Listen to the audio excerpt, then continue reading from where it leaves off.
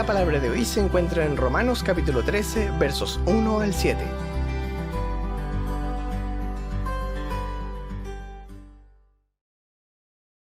Todos debemos someternos a las autoridades, pues no hay autoridad que no venga de Dios.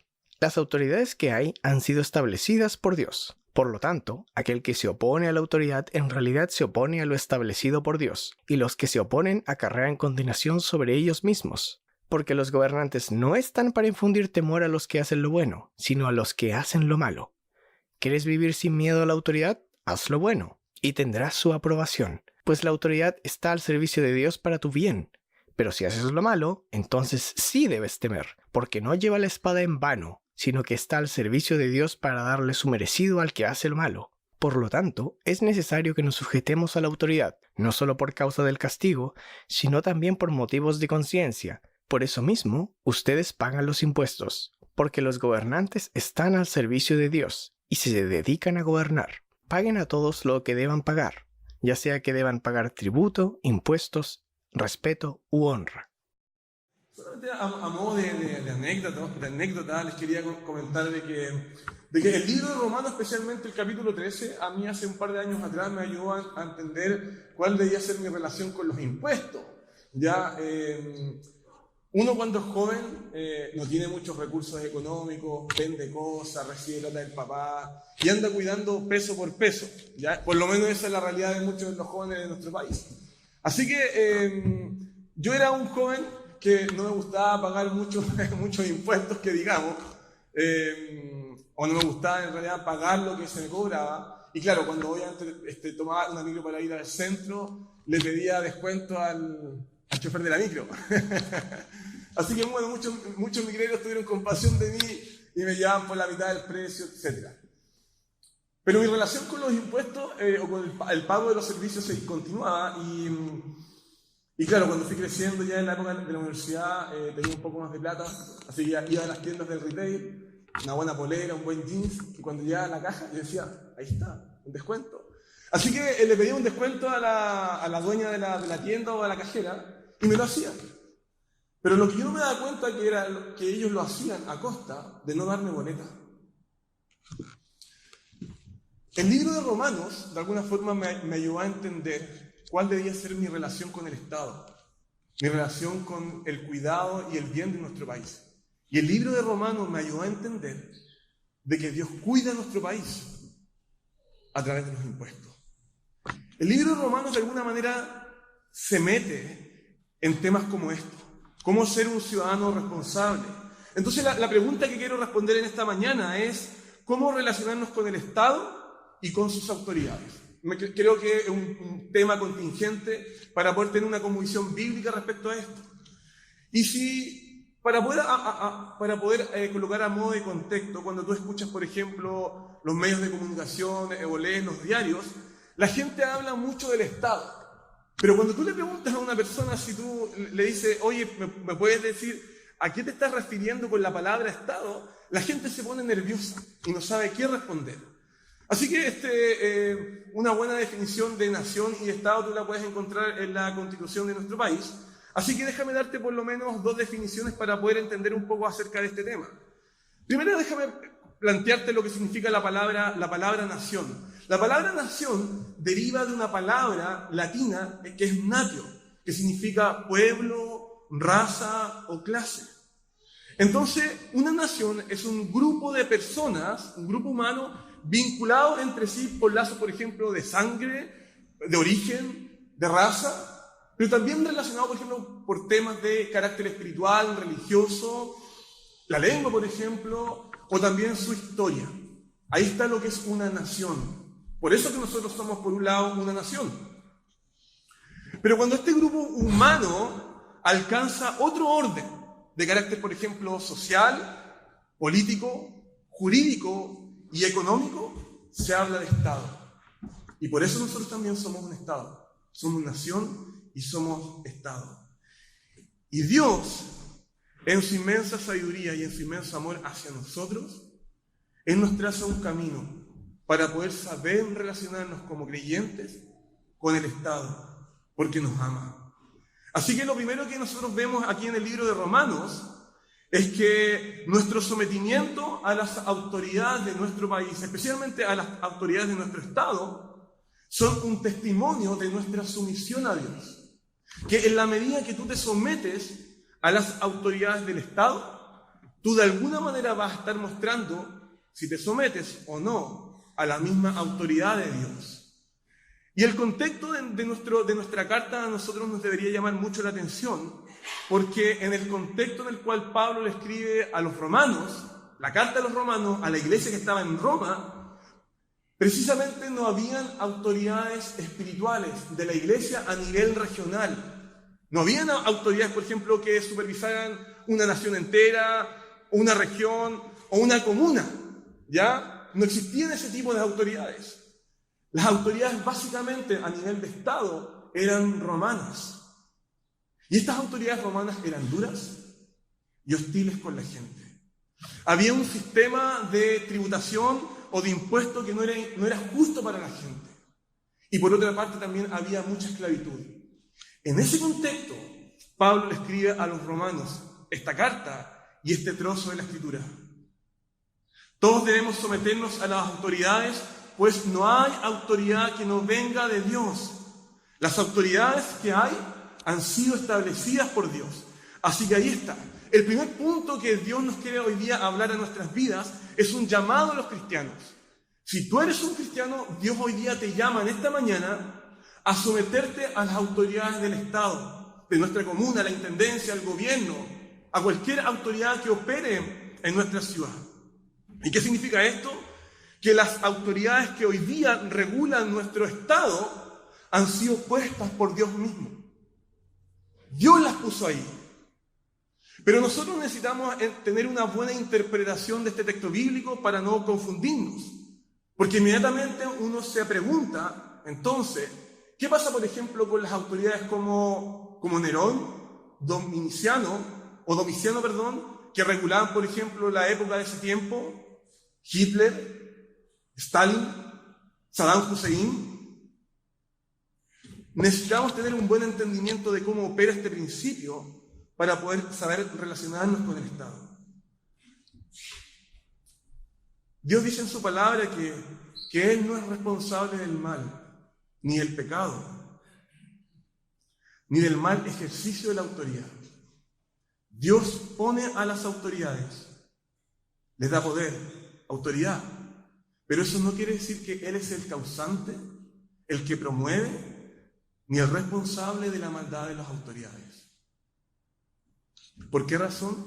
Porque la primera carta de Juan nos dice lo siguiente: Dios es luz y en Él no hay tiniebla alguna. ¿Qué significa esto para nosotros? Que Dios no es el autor, ni el que promueve, ni el responsable de las tinieblas, de la oscuridad, del pecado, de la rebeldía, del abuso de poder, de la injusticia. Dios ha puesto a las autoridades, pero Él no es el causante de cómo ellos ejercen la autoridad en nuestro Estado.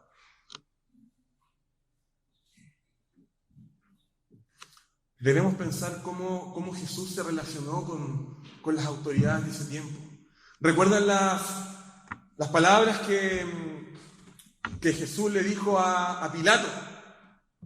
No tendrás ningún poder, ninguna autoridad sobre mí si no te hubiera sido dada desde arriba.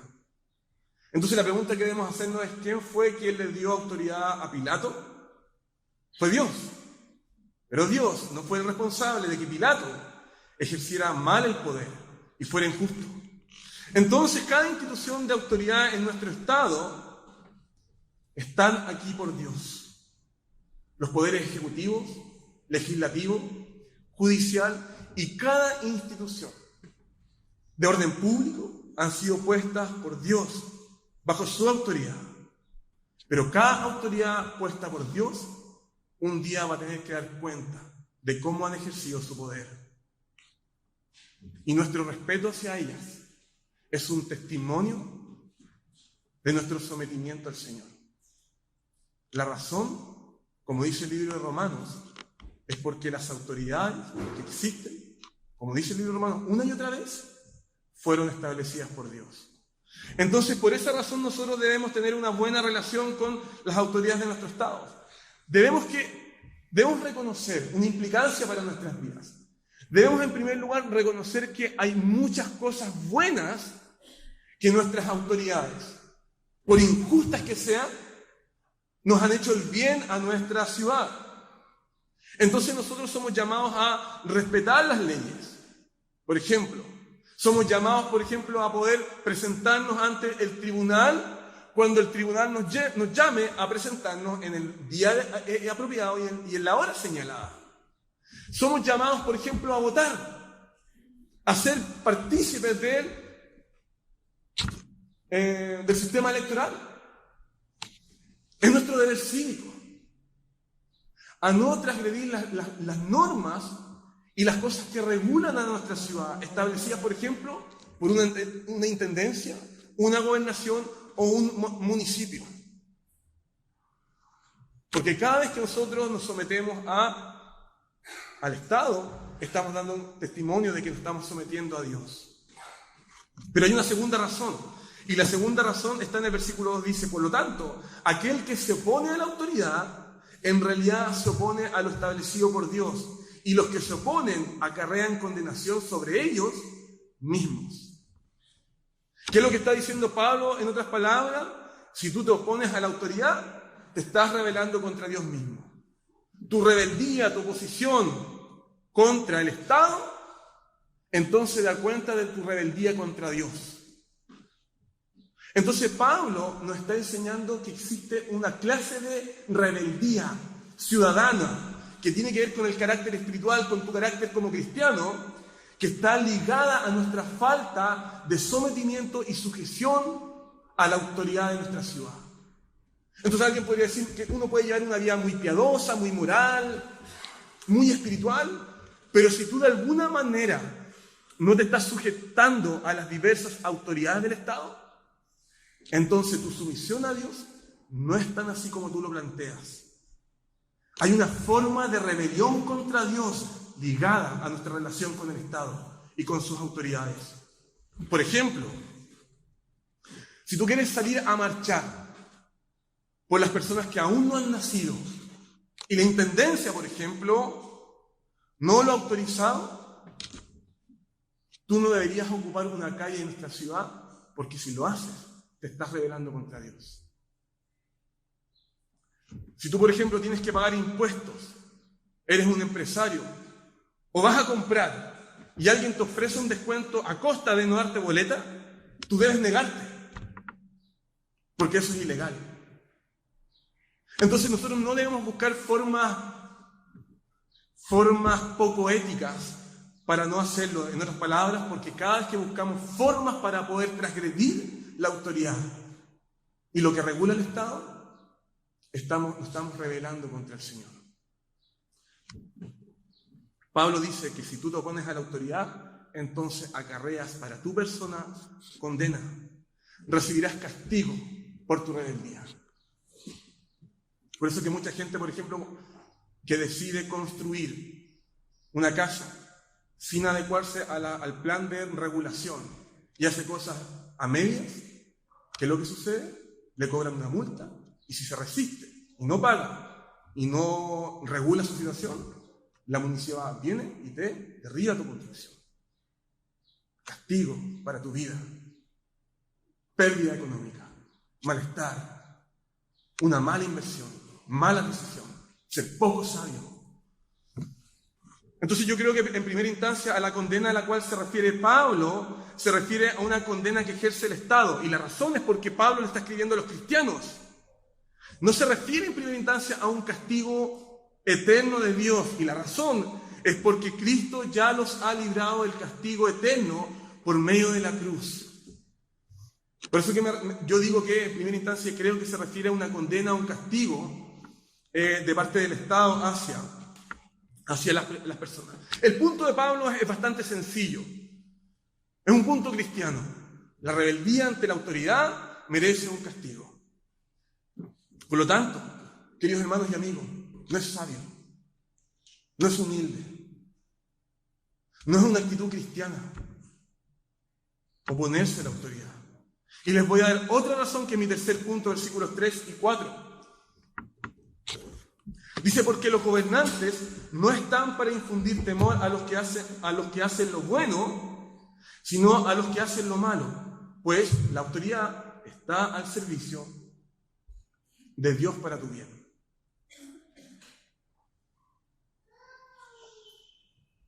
Pues la autoridad está al servicio de Dios para tu bien.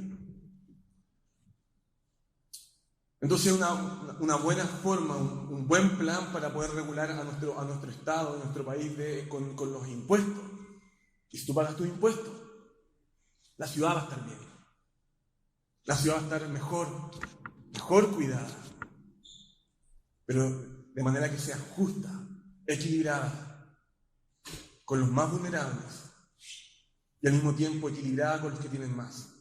Pablo le dijo a los corintios el otro día, Ignacio Briones, que es nuestro ministro de Hacienda, nos da un poco de información acerca de cuál era el plan tributario, algunos acuerdos en materia tributaria.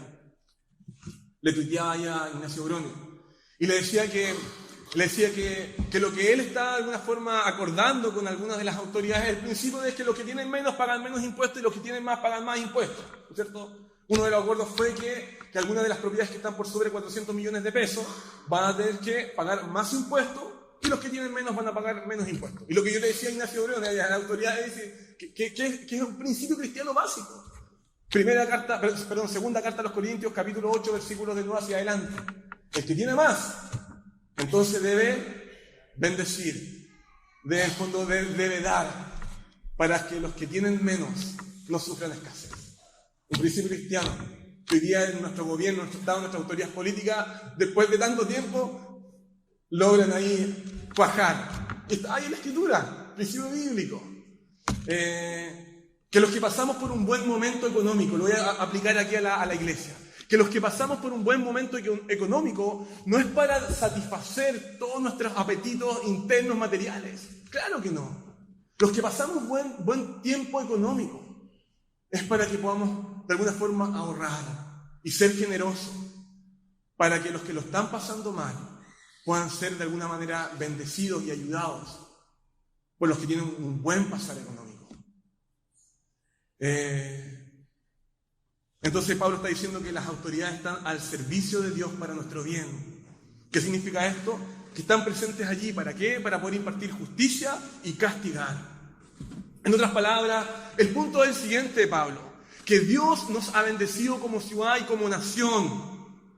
Y cada organismo del Estado, cada sistema que regula el orden público, Dios lo ha puesto aquí y le da autoridad como una muestra de su bondad general, de su gracia, de su amor sobre la creación.